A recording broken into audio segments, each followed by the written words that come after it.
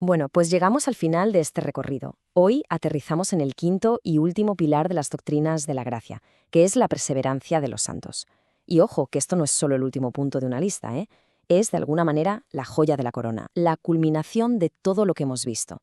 Es la promesa que, en el fondo, hace que todas las demás promesas se mantengan firmes. Es, como se suele decir, el ancla de nuestra alma. Y claro, esto nos lleva de cabeza a una pregunta que, vamos a ser sinceros, se ha hecho todo creyente en algún momento de bajón. La pregunta del millón. Después de que el Padre me elige, el Hijo muere por mí y el Espíritu me da vida, ¿es posible que yo, con mis fallos, con mis meteduras de pata, lo tire todo por la borda? ¿Se puede perder una salvación que ha costado tanto? Esto, como se ve, va mucho más allá de la teología de pizarra. Esto toca el mismísimo centro de nuestra seguridad y nuestra paz. Para captar de verdad la belleza de esta última doctrina, es fundamental verla como lo que es, el último eslabón de una cadena de acero, una cadena forjada por el propio Dios. Así que si les parece, vamos a hacer un repaso súper rápido del camino que nos ha traído hasta aquí. A ver, recordemos la lógica de esta cadena, que es perfecta.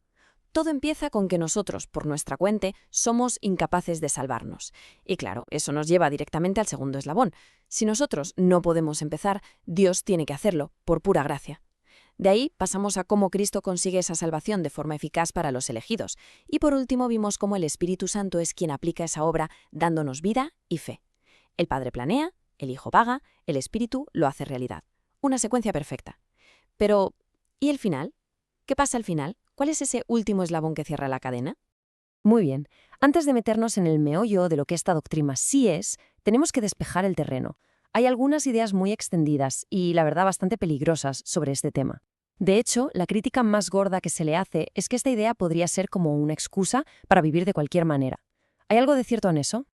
La caricatura más típica es esa frase que seguro que hemos oído alguna vez. Una vez salvo, siempre salvo. Como si fuera un cheque en blanco, un permiso para decir sí, creo en Jesús y luego vivir como nos dé la gana.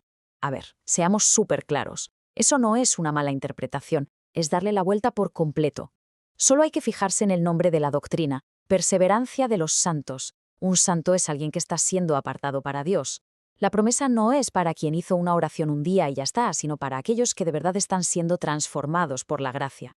El apóstol Juan, sobre esto, es que no puede ser más claro. Fijaos bien en lo que dice. No está hablando de ser perfectos, ni de broma. Nadie consigue eso en esta vida. Lo que está diciendo es que la dirección de la vida de un verdadero cristiano cambia de rumbo. La práctica continua y sin remordimiento del pecado deja de ser su seña de identidad. ¿Y por qué? Porque la simiente de Dios, es decir, el Espíritu Santo, ahora vive dentro de esa persona. Y es como una brújula que le empuja constantemente de vuelta al arrepentimiento. Y esto nos lleva a la caricatura opuesta, al otro extremo. La perseverancia tampoco significa que un creyente se convierte en una especie de superhumano perfecto. Cualquiera que diga eso o no ha leído mucho la Biblia o no es muy sincero con su propia vida. De hecho, la Biblia está llena, a reventar, de ejemplos de creyentes de verdad que cayeron, y que cayeron de forma estrepitosa. Pensemos, por ejemplo, en el rey David. Se le llama un hombre conforme al corazón de Dios, y aún así cometió adulterio y asesinato. Casi nada. O pensemos en Pedro, el apóstol, que juró que moriría por Jesús y unas horas después lo negó 3 veces. Si la salvación dependiera de nuestra capacidad de ser perfectos, los dos estarían fuera. Pero ¿qué pasó en realidad? Que la gracia de Dios fue a buscarlos. A David lo confrontaron y se rompió en un arrepentimiento brutal. Y por Pedro, el propio Jesús oró para que su fe no le fallara. La clave no es que no caigan, la clave es que un verdadero creyente no puede quedarse en el suelo. La gracia siempre, siempre lo levanta. Y la última caricatura es quizás la más sutil, la que se nos cuela sin darnos cuenta. Es la idea de que si perseveramos es por nuestra propia fuerza de voluntad. Hablamos mucho de aferrarnos a Cristo, mantenernos firmes. Y sí, la Biblia nos llama a esforzarnos, está claro, pero el poder último para lograrlo no sale de nosotros. Paremos un segundo a pensar en esto. Si nuestra seguridad final dependiera de lo fuerte que nosotros nos agarramos a Dios, ¿quién podría estar tranquilo? Nuestras manos son débiles, nuestra fe a veces parece un hilo, nuestra determinación se agota. Si todo dependiera de nosotros, estaríamos todos perdidos, sin ninguna excepción. Pero aquí, justo aquí, está el giro de guión.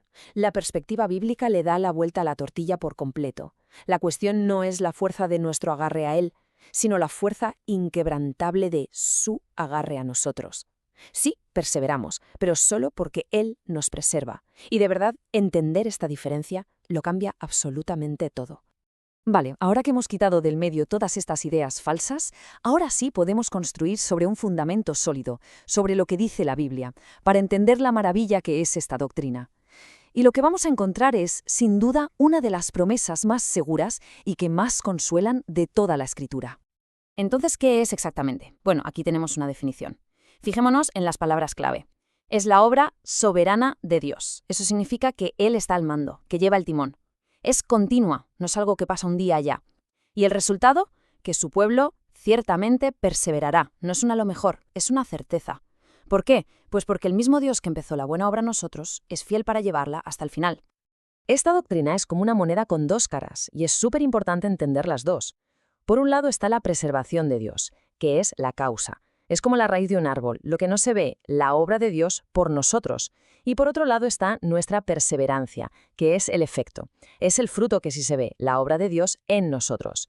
El agarre de Dios, que es la causa, produce inevitablemente que nosotros podamos seguir adelante, que es el efecto. Una cosa no existe sin la otra.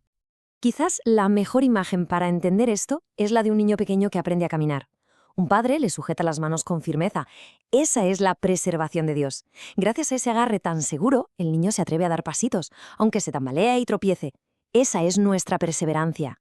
El niño camina, claro que sí, pero su seguridad depende al 100% de las manos firmes de su padre. Pues así, tal cual, es nuestra vida cristiana. Entonces, ¿cuál es la gran conclusión de todo esto? Pues la idea central es muy clara. Esta doctrina, en el fondo, trata sobre la fidelidad de Dios, no sobre nuestra fuerza. Nuestra seguridad no se apoya en lo bien que nos agarramos nosotros a Él, sino en su poder imparable para sostenernos. Y este versículo es que lo clava. Esta verdad no es una licencia para pecar, sino todo lo contrario. Es el motor, la gasolina para perseverar en la santidad. No produce orgullo por nuestra capacidad de aguantar, sino una humildad increíble y una alegría enorme al darnos cuenta de que todo, absolutamente todo, depende de que Él es fiel. El Dios que empieza una obra, siempre la termina. Punto. Y todo esto nos deja con una última pregunta flotando en el aire. Si nuestra seguridad depende por completo del agarre de Dios, ¿qué hace que ese agarre sea tan inquebrantable? ¿Cómo podemos estar tan seguros de que Él nunca nos va a soltar?